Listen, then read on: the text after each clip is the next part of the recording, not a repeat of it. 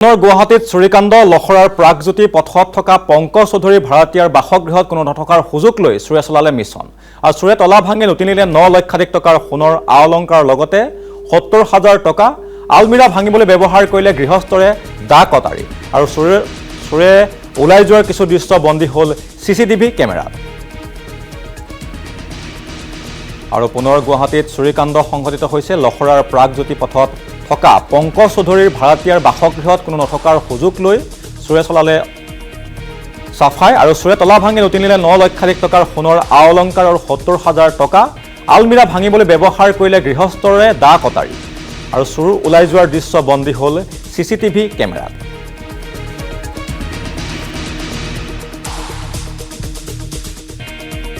মই 4:30টাত আহি পাওঁ যে দৰ্জাখন খোলা আছিল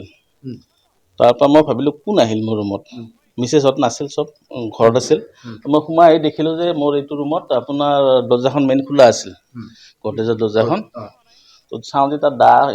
মানে কিনা সোণ চোন পৰি আছে দৰ্জা ফালি লকাৰটো ভাঙি তাত আপোনাৰ বহুতখিনি সোণ আছিল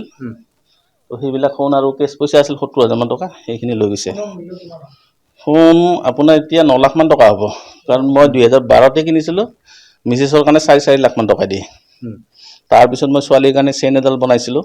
সেই চেইনডাল পিন্ধিবই নাপালে সেইডাল লৈ গ'ল মিছেছৰ আঙুঠি এটা নতুনকৈ বনাইছিলোঁ সেইখিনিও নিলে লগত